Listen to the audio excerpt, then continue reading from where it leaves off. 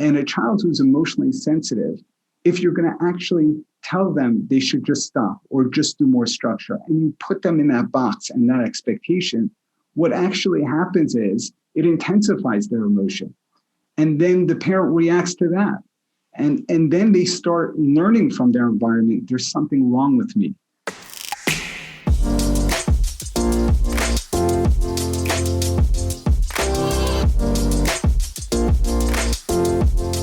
Welcome to the follow-up question. I'm your host, Michael Ashford. Come with me on a journey as I explore what it means to find common ground at a time when it feels increasingly harder to do so, to listen more than we speak so that we can understand that our differences don't have to divide us.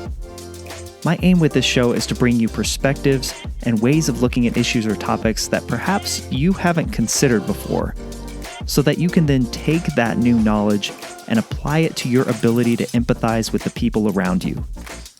I'm a former journalist who believes everyone has a story to tell, and it's only when we ask questions and listen that we truly reveal what connects us as humans. Our dreams, our desires, our experiences, our ideas, and who we truly are.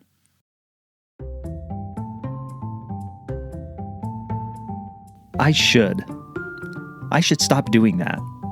I should lose 10 pounds. I should be more like that Instagram influencer I follow.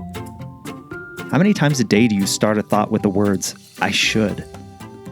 In fact, I've said it so many times just now that the word itself, should, sounds weird, and I feel like I should stop saying it. Gah, I said it again. Okay, what about all the times when we project our shoulds onto other people?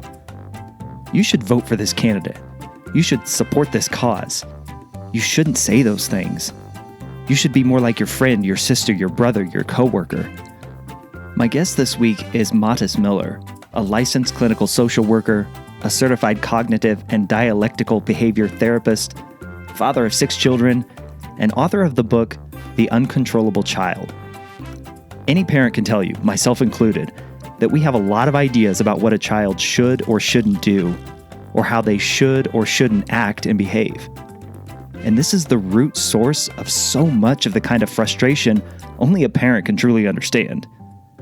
But as Mattis writes in his book, when you focus on what others should do, you're getting stuck on what you wish were true rather than what is actually true.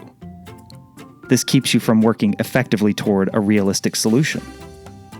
It must be stated again, Mattis is writing about parent-child relationships here. But doesn't this sound exactly like every charged issue we face in society these days? We're so focused on what others should do that we forget to actually look for solutions that will work, starting with, finding common ground, perhaps. As I was reading the book, I had to consistently remind myself that this was a book for parents talking about how to raise their children and not for us just with society at large. Am I wrong in that so many of these things that you discuss in the book can help all of us, not just parents? You're so right. Absolutely. And I think a lot of the information and the evidence-based strategies and treatment and even dialectical behavioral therapy concepts, we're seeing that these concepts are being used in a variety of populations, relationships, in corporations. So much of this can be helpful in everyday life. I did focus it on parenting, but many people have said to me, it's helped them in so many places. And also even for themselves, their own inner child, people have said that just reflecting within themselves and accepting themselves and dealing with their own emotions. So yes, I'm hopeful it will be helpful for the parent, but perhaps beyond. What you just said there, Mattis, is really deep, that it helps their own inner child. What level of self-awareness is needed for somebody to take the things that you write about in your book, the dialectical behavioral therapy, and apply that to themselves? Very self-aware. And when I speak about mindfulness, and that's really a core in DBT, and it's a core in my book as well, is that one really needs to be aware of their own thoughts, emotions, urges, what's driving them. in order to be able to take that step back and say, where is this coming from? Or is this being effective or not effective? And I think without that self-awareness, we're naturally, we operate based on whatever we're often mood dependent, urge dependent. And that's what's, we need that awareness to get in touch with the executive functioning, the prefrontal cortex of our brain, rather than the emotion taking over. So being mindful and self-aware is step one. Yeah. There are so many things that you just mentioned there that I have questions about. Effectiveness, mindfulness. I want to get into willingness versus willfulness, but I'm interested to hear from you. How did you get started in this? What drew you to wanting to help parents, for lack of a better phrase, be better parents, be more present parents? That's kind of how I would say your book kind of helps as a parent myself. That's what I took from it. Be more present as a parent. How did you get into this, Matis? I think, Michael, you answered as a parent yourself. I'm a parent myself, and I have actually 6 children. And when I tell people that I have 6 children, often they're not so interested in all those degrees. The fact that I have 6 children in itself amazes them. So, I'm a psychotherapist. I've been practicing for over 15 years.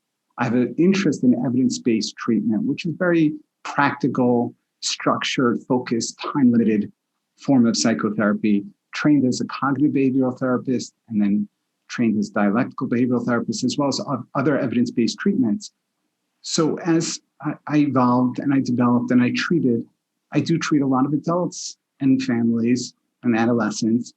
And I see how childhood, as we all know, really impacts our way of thinking, our belief systems, our emotional well-being. And I also, realized when I would meet a lot of parents and because I do regular consultations, a one-time meeting, and I saw that many people were lacking the skills and the knowledge, and there were a lot of problems in the parent-child interaction. And I thought, if they can get the right tools and skills and perhaps shift their focus and sort of a mind shift in how they're looking at themselves and their child, that can actually mitigate a lot of these problems in the long term. So I think because of my interest as a dad myself and having loads of opportunity to practice and have my own self-awareness, see what's working and what's not, and also guiding other parents. So I do treat anxiety and mood, and I have a specialty in personality disorders, but specifically parenting has always been something that has just pulled me. And I think for a lot of the reasons I mentioned. I'll be honest. Until I had read Matis's book, I had never given any thought to the idea of finding common ground with our children to discover solutions to our differences. But it makes total sense, doesn't it? If we are more mindful of our interactions with our children, just as I'm advocating we do in our interactions with people with whom we disagree, it makes sense that the relationships will be better and more fulfilling. And come on, every parent knows you will disagree with your child over and over and over again. But as you'll hear in the rest of this conversation with Matis, the key to all of this starts with being more mindful.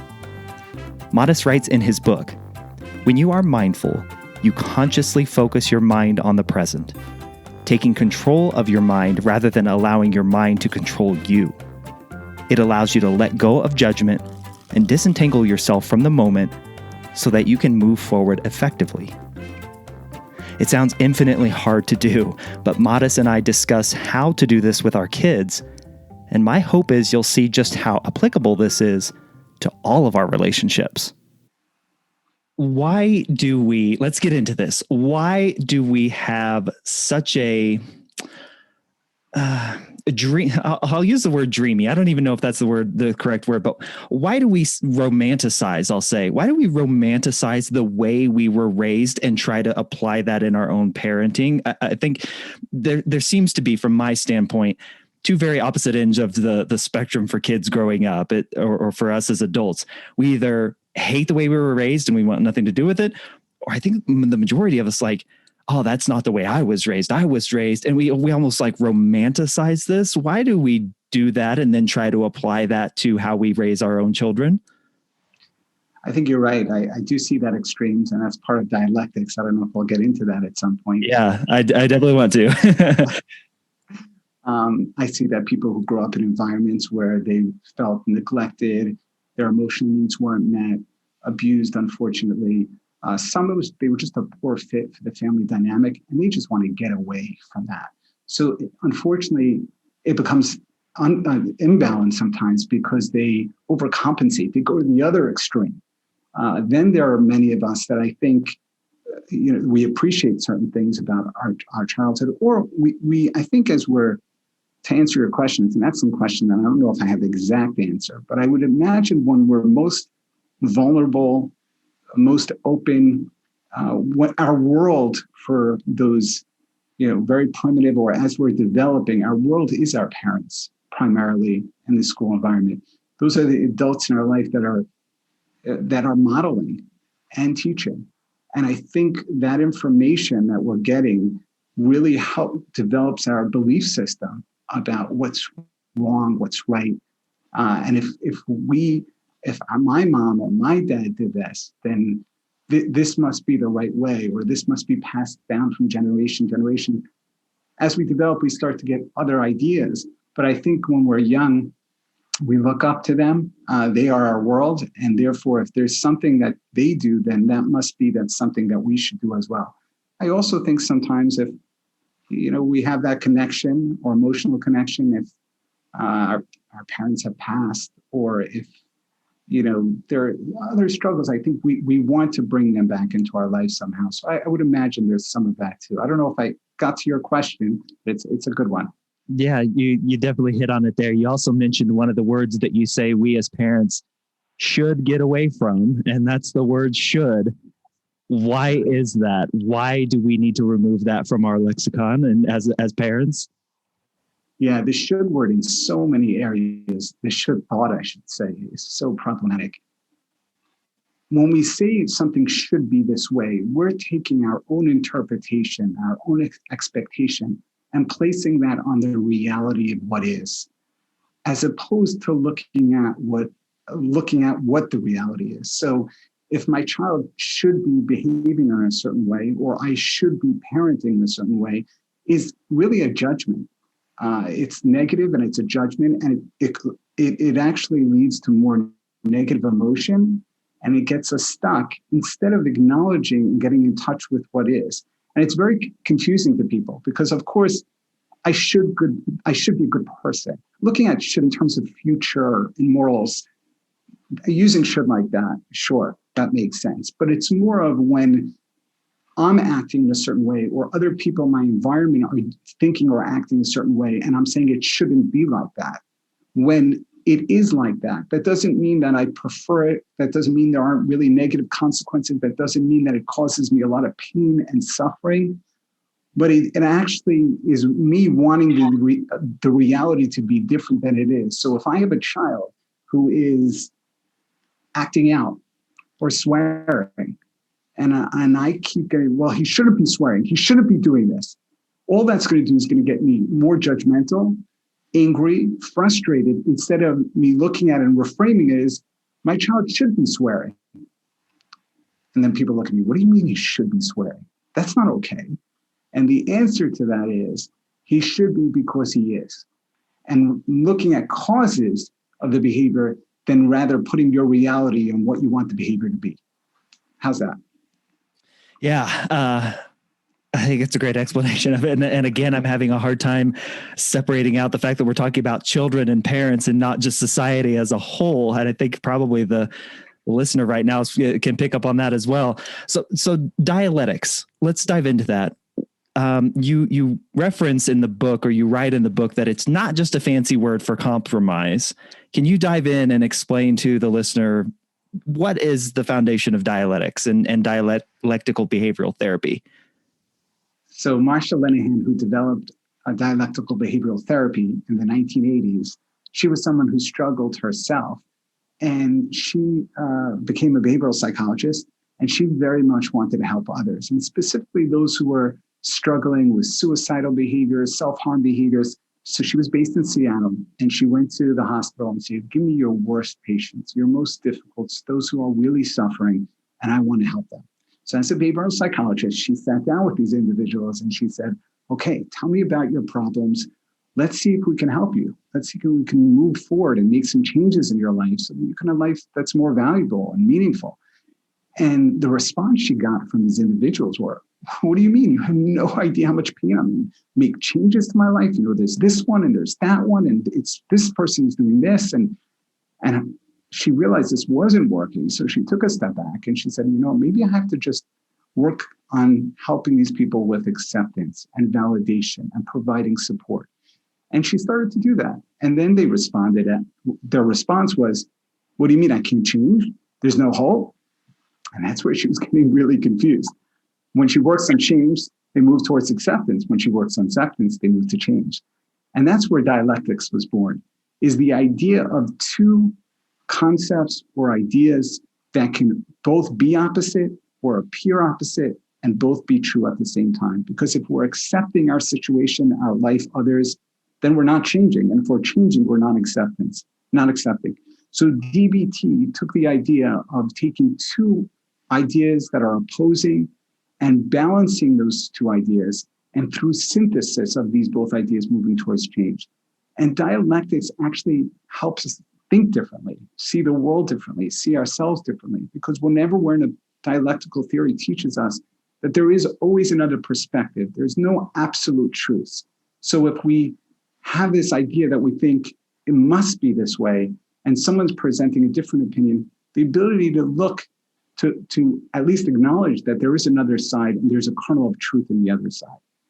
As I like to explain it, two fingers are better than one. If I try to pick up a pen with one finger, it's going to be quite difficult. But taking two fingers together and using the pressure of the opposites is going to be more effective. I love that. So then what is an uncontrollable child? Can you, and let's begin to relate these two ideas together of DBT and dealing with uncontrollable children. How do you define what an uncontrollable child is? So I would say there's no singular definition for the uncontrollable child. Very often the uncontrollable child can come with a specific diagnosis like ADHD or oppositional defiant disorder, or there's a relatively new disorder called DMDD, disruptive mood dysregulation disorder. I like to look at or define the uncontrollable child as that emotionally sensitive child, that child who's more reactive, impulsive, maybe crying often, highly anxious, takes a long time to regulate their emotions. And I think it's, if you think about it, if anyone out there are parents, it's that child where you're thinking, I feel out of control. No matter what I do, I can't do anything right. The child is complaining, tantruming, overly emotional, and it makes it very, very difficult to parent that child. And those who have a few children may notice the difference in temperament, and that there are some children who are more emotionally sensitive or moody. And that's what I would define as the uncontrollable child. But as you mentioned earlier, Michael, I think this book can apply not just to the uncontrollable child. I think it'd be helpful for all children. But I do particularly focus on that child because when we talk about DBT and we talk about the DBT was actually developed for those who are struggling with borderline personality disorder. And that's what Marsha Linehan actually realized when she was working with those individuals. And the core struggle for those with borderline personality is motion dysregulation. And in childhood, there is a temperament, there's a biology of many children that they are more sensitive. And if the environment doesn't know how to help teach the skills and validate those struggles, that can develop into long-term struggles and difficulties. The idea of emotional dysregulation or an overly sensitive child that is prone to these outbursts or these grand displays of emotion, whether they're, however you want to characterize them, why is it not just a matter of snapping your fingers and saying that child needs more structure, that child needs to be put on a schedule? That would never happen with my child. We had rules in our house. You write about in the book that it is often misunderstood How so? Why is it not such a simple fix? I'm going to tie that right back into our shoulds, as we mentioned earlier. And I just heard, and as you're listing those thoughts from parents, it's a lot of shoulds, like, well, we should just have more structure, and that should work for this child, or it wasn't this way. With every person, every child is different. And as I say in the book, there's no right way to parent. There's not one. If I knew the right way, I would have written the manual. Yes, I've written the book, but I would have written the one book and everyone would be good and everyone's children would be perfect. Dialectics, and I'm going to tie this all in, helps us expand our awareness and us as parents being more flexible to see that each child has different needs. And what will work for one child won't necessarily work for the other child. And a child who's emotionally sensitive, if you're going to actually tell them they should just stop or just do more structure, and you put them in that box and that expectation, what actually happens is it intensifies their emotion. And then the parent reacts to that. And then they start learning from their environment, there's something wrong with me. I'm emotionally sensitive. I'm messed up. Then the child starts to internalize, I should be doing things differently. So if we don't realize that these needs are different, and that's why I talk about mindfulness and validation and acceptance and being able to understand the child's perspective and their needs, because that will help them become more flexible and get unstuck, because emotions are very powerful and they affect our thinking. And it's very important to find an effective path in helping that child to regulate their emotions so that you can parent them in an effective way. Where does the guilt on the parent side come from in having a child that portrays or displays these types of behaviors? Why is it something that the parent takes on as such a heavy burden and feels so guilty about? I'm so glad you brought that up, because it's huge. And I don't feel like I talk about it enough in the book, and I see it all the time. I also think that I do try to give them the message, being compassionate to parents. They feel guilt for a lot of reasons. First of all, perhaps, again, they have this every mom and dad, they want almost, I should say, let's be dialectical here, just about every mom and dad wants their child to be happy, successful, accomplished. And when they see their child struggling, the first thing they do is, whether maybe not in the moment when they reflect back, they internalize it, especially if they have their own insecurities or self-doubt, and they start to blame themselves and get stuck in the judgmental thoughts about themselves, that I'm a failure as a dad. I should be doing more. I'm not doing enough. Why does my neighbor there seem to be getting it? Why do my brother, my sister, their kids are great? And that leads to a tremendous amount of guilt. Even, especially with a child who comes to the diagnosis, maybe I could have done things differently. Maybe if there was early intervention. And because I think people naturally want to give the most to their children, it is very painful. That's one reason. Another reason is, when you're dealing with an uncontrollable child or an emotionally sensitive child, their emotions will be projected on you. And often the child will say, I hate you, you're terrible. And they know what triggers your button. You don't do anything right. Why can't you be like him? Why can't you be like her? You don't care about me, which are of the most hurtful things for a parent to hear. Now, of course, often the child doesn't mean that in the moment. It's the intense emotion. But again, the parent internalizes that. The other thing is, when you have an uncontrollable child, or emotionally sensitive child, it does feel hopeless. Like you're trying this and you're trying that. And I give over that message because there's lots of great parenting books out there. And there are a lot of great strategies and skills. They're not all going to work perfectly, and perhaps for an emotionally sensitive child. And if you're implementing it to the T and you're doing exactly what you were told, and you followed your therapist, or you read this book, or you heard this podcast, and it's not working, you immediately bring that back to yourself, that I'm a failure, that I'm no good. And that's a real struggle for parents. That concept that you just mentioned right there, is it working? You hit on that a lot in the book of this, asking this question, is what I'm doing effective? How do we as parents take a step back and not let the anger overcome our thought process and our judgment, and really evaluate us, what we're doing and ask the question, is it effective? How do we do that? Yeah, that is my favorite question. And that is my favorite word, effective. It's not about wrong or right or principle. It's about doing what works. And effectiveness is a mindfulness skill. And when our emotions are too high, it's not a time for us to ask ourselves, are we being effective? We have to learn, like you said earlier, Michael, you got to have that self-awareness to know when your emotions are going into that territory of likely ineffective behavior, ineffective thinking, and that your emotions are taking over.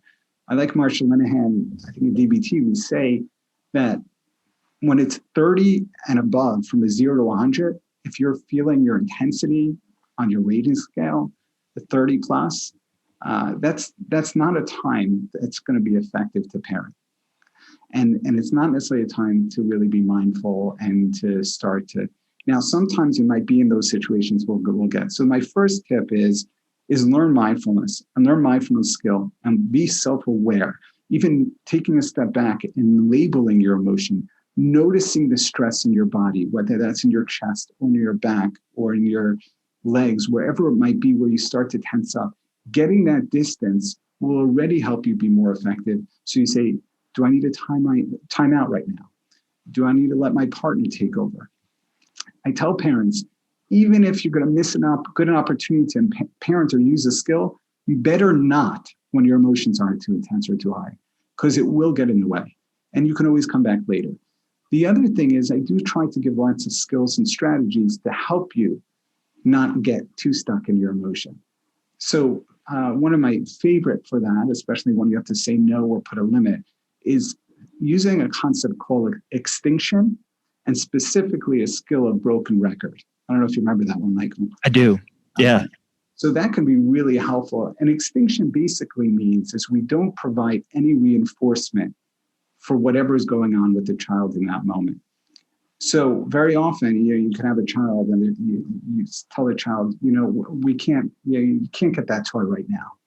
Why? It's not fair. My brother just got a toy yesterday, or you never get me anything. So the parent in the moment might, they want to maintain the limit and say, well, I don't get you anything. Sure, I get you stuff. I just bought you an ice cream 20 minutes ago. Well, that's ice cream, and then it becomes this back and forth and you get into the whole power struggle. And that's where the emotions start to intensify on both ends. For the parent in the moment, and that there's the mindfulness again, is let's say you are implementing a limit or you are saying no, to stay focused on what you're saying and what you're implementing and not get caught up in the power struggle. Because when you do, you're reinforcing that other behavior. And using the broken record to be really helpful, because it helps us regulate when we keep in our mind, we're just going to say the same thing over and over and over. So the child needs to go to sleep and says, well, I'm hungry. So instead of responding, I told you could have taken a snack 10 minutes ago, and then it just gets worse and worse. Say, well, it's time to go to sleep. Well, it's not fair. I'm not tired. Well, I'm sorry, sweetie. It's time to go to sleep. Well, I want to play more. Can I have 5 more minutes, please? I'm sorry, sweetie. It's time to go to sleep. So saying that same thing over and over. Well, Dad, why are you saying the same thing over and over? Because it's time to go to sleep. That can help us regulate our emotions and stay focused and not get stuck in that power struggle. So there's just one skill for you that can help you stay regulated in the moment and not get stuck in emotion. The other thing is let go of shoulds, let go of judgments. If your child is fighting you to go to, not to go to sleep, they should be fighting you.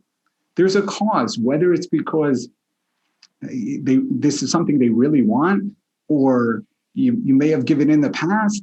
Whatever the cause is, that's also going to decrease frustration, because if we're going to sit and go, why isn't this child listening? They should be listening. Or why is this child crying? She shouldn't be crying. She's crying about everything.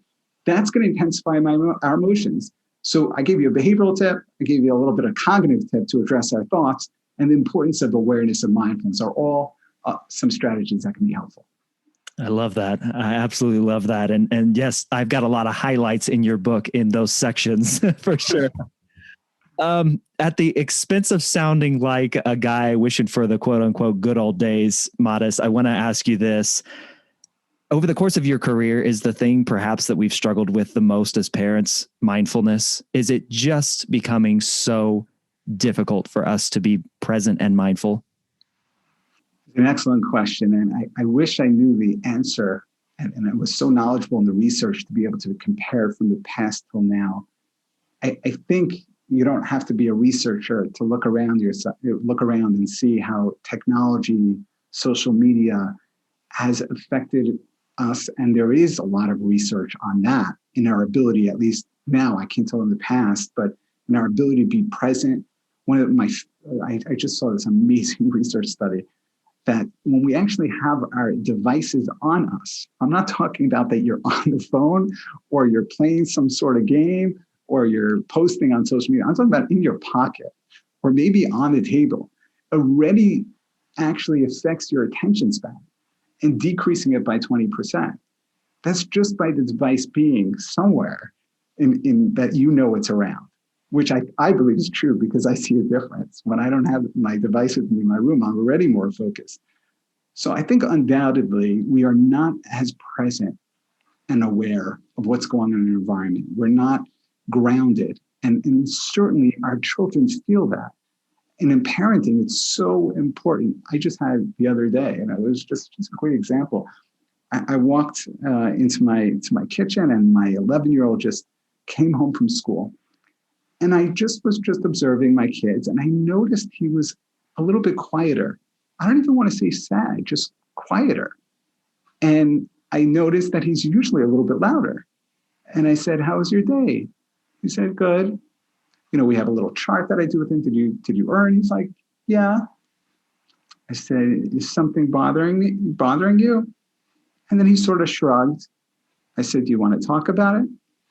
Maybe later. At that point, I took a step back because I realized it wasn't effective to start to pry. I also had to be mindful and aware and put in my brain that this is something that I need to address.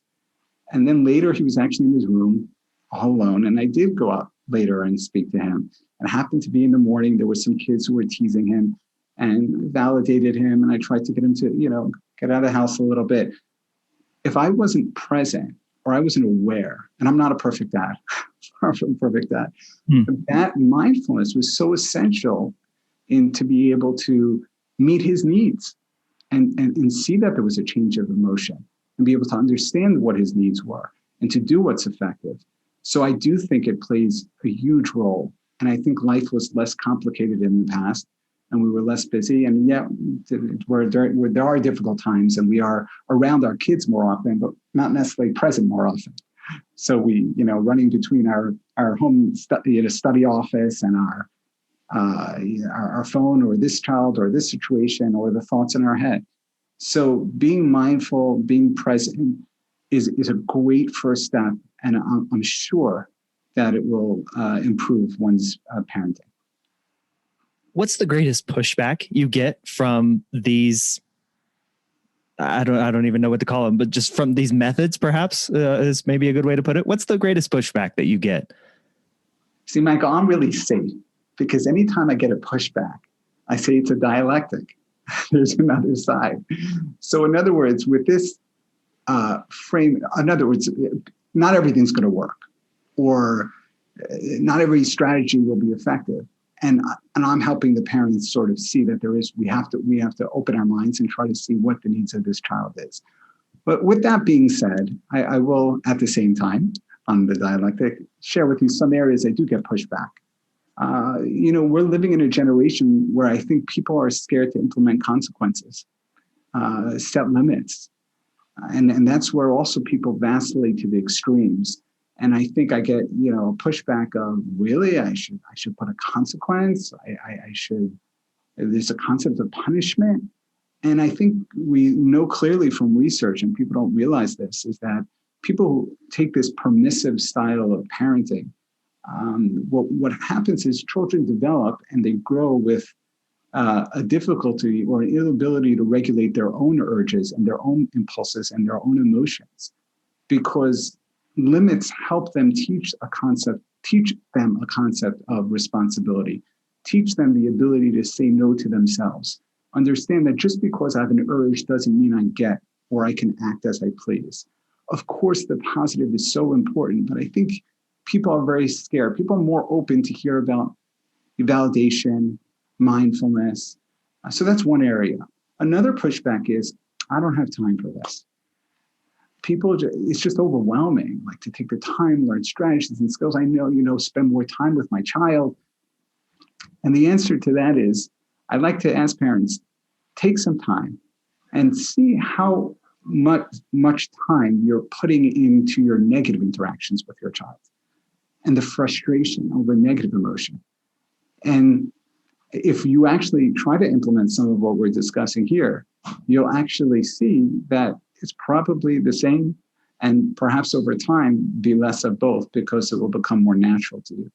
So I think it's a lot at first, to bring it on to parents. Very often parents want their child just to be fixed, or they want to send them to therapy. And, they're the ones who are emotionally sensitive. The other thing is the acceptance piece, which I know we didn't get too much into, but we talked about it, is parents just want it to be changed. They want it to be fixed. It's creating so much, the child struggling, the family dynamics, maybe in the school environment, and helping them to accept we could only change what we can change. And some things need to be accepted, such as their temperament or their emotional sensitivity or their impulsivity. And perhaps you tried medication and that's not working. That doesn't mean change is not going to happen at some point. But there's a lot of pushback because I think as humans, we don't want to accept. We want to fix it. We don't want to feel our pain. And I get a lot of pushback. And there's the willfulness, which you mentioned, is it's very hard for them to move from being willful and stuck to be more willing. I'm so glad you brought up acceptance, because if I can be very honest here, that is the part that I struggled with the most. I found my guard being raised in particular in that part of the book. But Modest, you write that acceptance is making peace with the reality as it is, that I completely agree this reality with this. I completely accept this reality, even though I wish it were different. And acceptance does not mean giving up. Can you explain how acceptance, because it would, I gotta imagine, certainly as a parent, so I don't have to imagine, accepting the reality as it is feels a lot like giving up. Why is it not? It sure does. And I think that's why people struggle with acceptance so much, because there are these thoughts and beliefs that if I accept, that means I'm saying this is okay. That means basically there's no hope. My life is messed up. My child is messed up.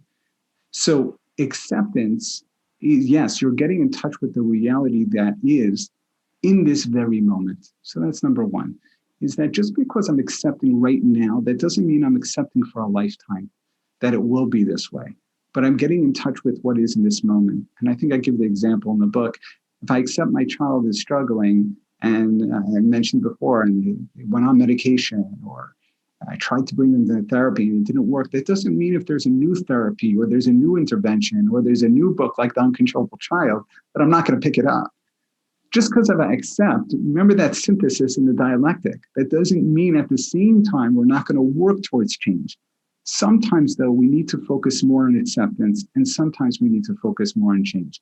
And the other thing is acceptance, number two, does not mean approval. That doesn't mean we're saying we love this. That doesn't mean we're saying we're okay with it. It's coming to the realization that acceptance, again, here's the key word, is more effective than non-acceptance. As I say in the book and DBT, pain plus acceptance equals pain. Pain plus non-acceptance equals suffering.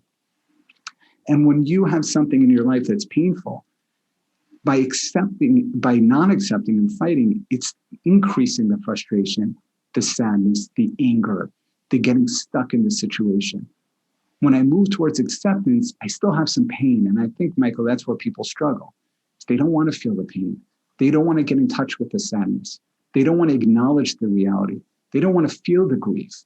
Think about someone who loses someone they love, and they're fighting the reality that that person has passed and is no longer in their life.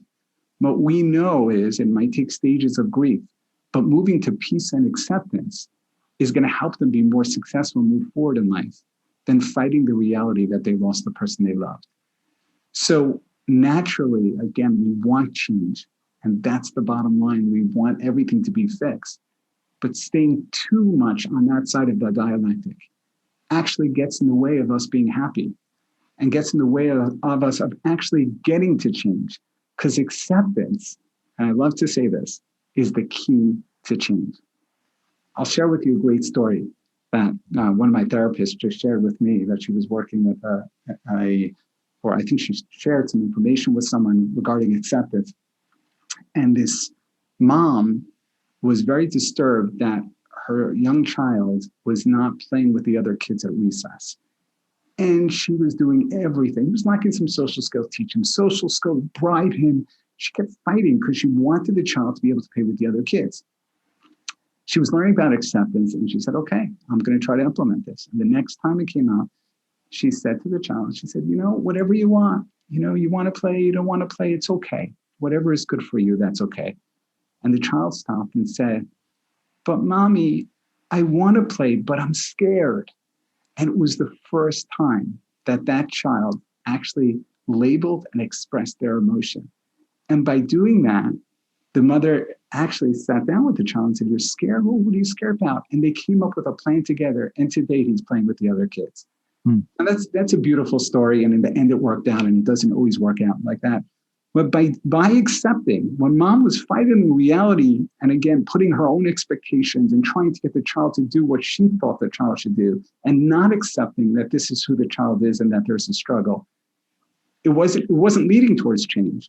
But when she was able to get, at least in that frame of mind, and communicate acceptance, that allowed the child to become comfortable, vulnerable, express themselves, and it led to change. What are the ramifications of a parent-child relationship where the parent doesn't want, as you said earlier, to put in the hard work to accept the reality, to use all these other skills that you've mentioned up to this point and written about in your book? What are the ramifications there?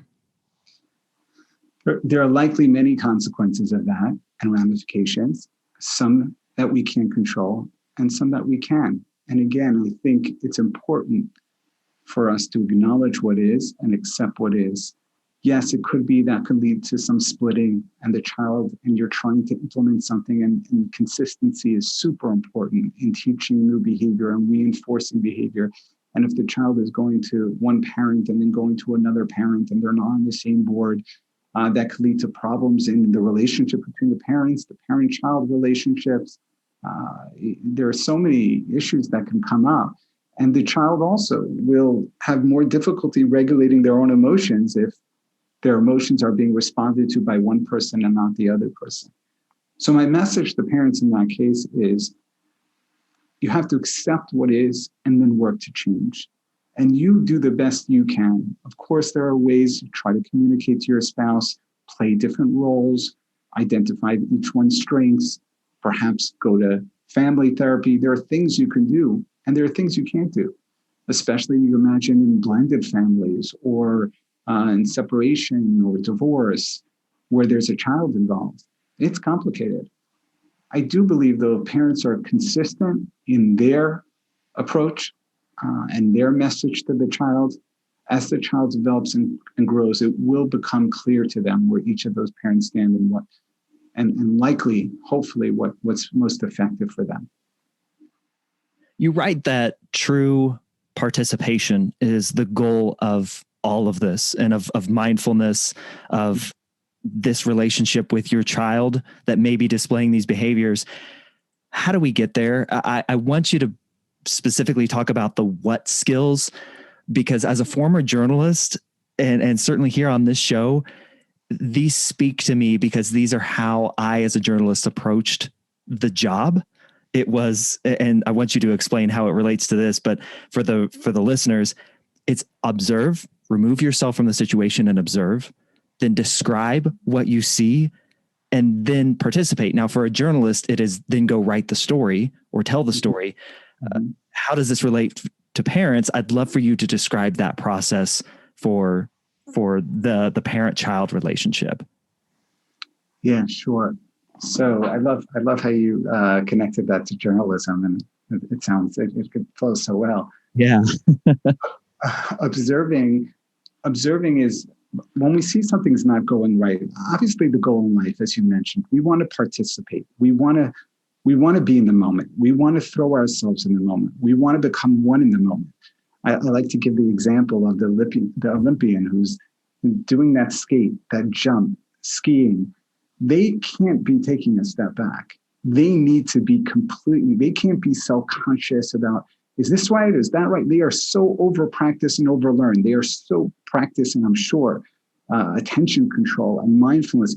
They actually become the moment. They are the jump, practically.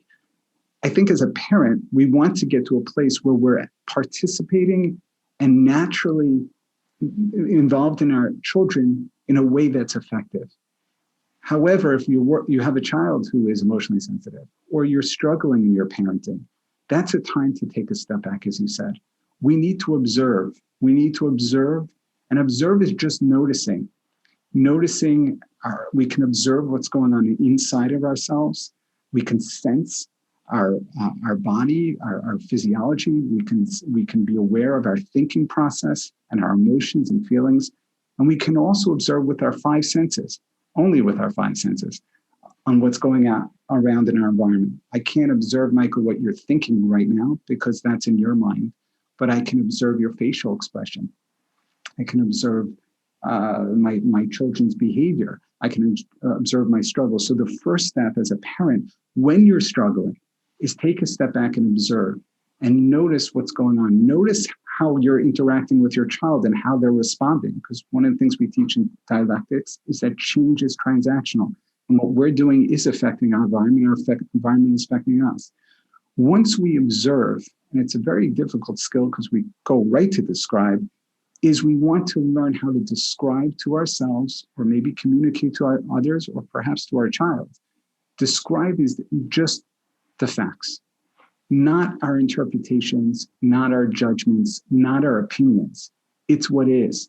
I like to give the example, if you're at an aquarium and you're showing your child, pointing to a fish that's swimming in the distance, and you're saying, look at that one that has that golden color and, the fins that has those little fins, and it's, when it goes through the light, it shines a little bit. You're describing fact. You're not saying, you might be, but, I love that one. Or, that fish is disgusting. Or that behavior is no good. Or that has to change. So we want to go to observe, and then we just want to let go of our judgments and get in touch with the facts. And that's very helpful when we unglue ourselves from all that. First of all, it helps us emotionally, but it helps us really know what's thought and what's fact. I might be thinking I'm a terrible parent. I might be thinking my child is crazy, but I'm going to notice that's a thought, right? Because someone else might have another opinion of that or of that behavior or of myself. And then once we observe and we describe and we think about what's most effective, we want to participate and we want to throw ourselves into that experience without self-consciousness. So think about it. If you're playing, if anyone plays an instrument, or imagine a pianist, when they're playing that piece, it's just natural. Their fingers are just moving across that piano. But when they hit a wrong note, they hear that noise, something's off. They observe, they describe to themselves what's going on, and then they go back and participate. And I think as a parent, participate is also helpful, aside from observing and describe to get to participate, and you mentioned earlier about us not being mindful. Many of us are hesitant to throw ourselves into experiences. And participate is going opposite action, is one of the skills I teach, and throwing ourselves in any way. And that could be from jumping with your kids in the snow, letting go of all the other things on your mind and throwing yourself into a game or a conversation, being, if they're at a school function, whatever it might be, is connecting, being there, being present, and being fully, totally in the moment. So even without observe and describe, I remember there was one time I was with my children, and I was wearing some more, dressier clothing, and we were at a park, and they jumped into a stream that was in the park, and they started splashing, and they're telling, Dad, come on in. I'm like, oh, not right now. Like, I just wasn't feeling comfortable. I just didn't want to throw myself in. And I took a step back, observed, describing to myself what's going on, reminding myself that I teach people to do this all the time. And I took off my shoes and socks and I threw myself in. And as I did it, I became more part of the moment and it let go of everything else. I want to read you my favorite passage from the book and then ask you a question on it. You write, "It's easy to recognize the truth of your own opinion. The hard part is finding the truth in other standpoints and identifying the truth that is missing from yours." Modest, the question in all of that is, how do we begin as parents, as just general members of society, as humans? How do we begin to put that phrase that I just read into practice? That's an excellent question. And I think for me, what's most helpful, and that's what dialectics teaches us, if you start to think about in every interaction you go into and believe that there is another perspective, there is another side, there is a kernel of truth. That doesn't mean you have to absolutely agree with it. But then you start to actually communicate with people in a way of like, well, this is the way I see it, and perhaps there's another side, or perhaps there's another way. You become more flexible and open. So it's really shifting your perspective, as I've been saying, to believe and understand that there is always another side. There is no absolute truth. There's no absolute clarity. There's always another piece. We're evolving, we're learning, like we say in DBT. You can't step in the Mississippi River twice because the water is always changing. And you might think, well, what do you mean? It's the same Mississippi River. No, it's not, because the water is changing. And the world is constantly changing.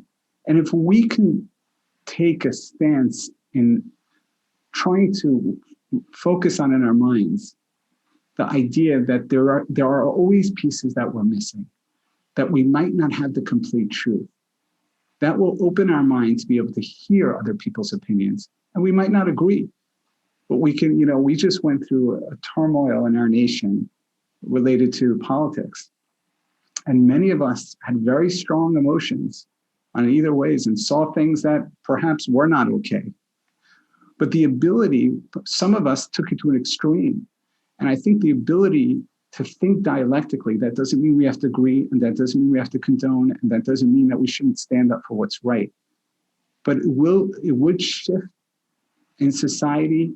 It would shift our ability to connect, to relate, to understand, to validate. It would help each other emotionally if we could be open to say there is another side, there is another perspective, I might not get it, I might not know it, it might take me 10 years till I see it, or I might never see it.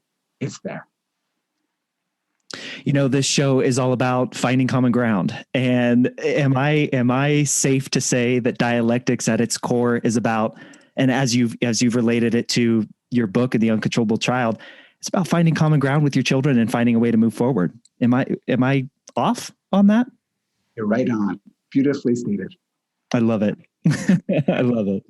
Modest, what's a question that you wish you were asked more about the work that you do, about parenting, about dialectics? What's a question that you wish you were asked more?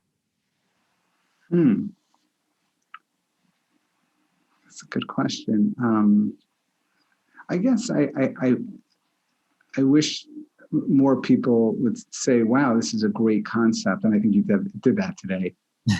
Is how can I get there? What can I do? What's a small step?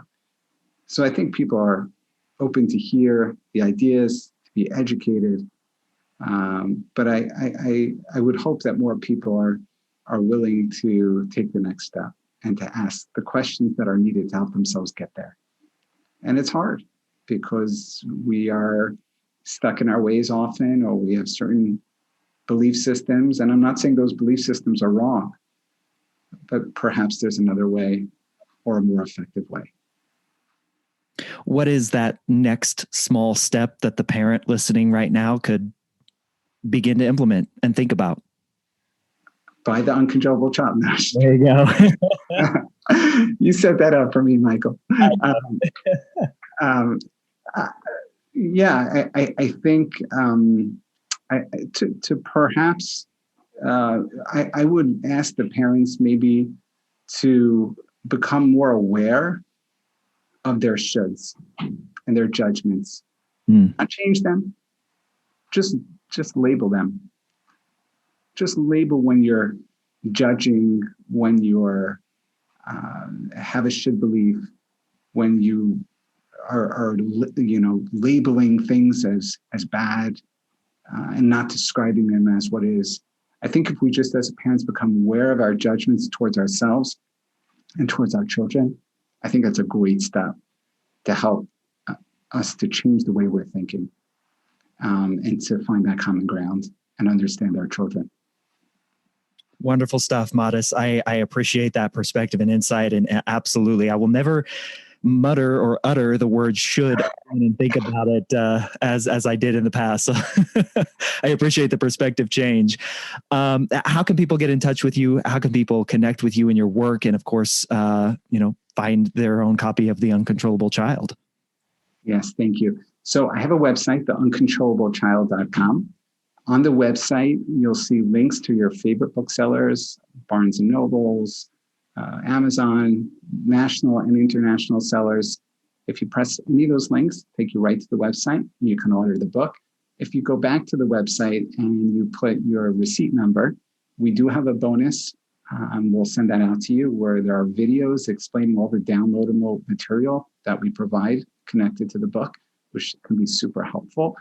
We also have on the website, under events, we have a 12-part series. I did Tuesdays with Mathis, where I did some reading of different sections of the book and gave some relatable examples. There are some other media places where you can access some other events that I've done recently. And if you want to contact me also, if you scroll down to the bottom of the website, there's a place you can reach out with any questions, or if you feel this can be helpful for other people, you can certainly give me feedback, and I would love to hear from you. So wonderful.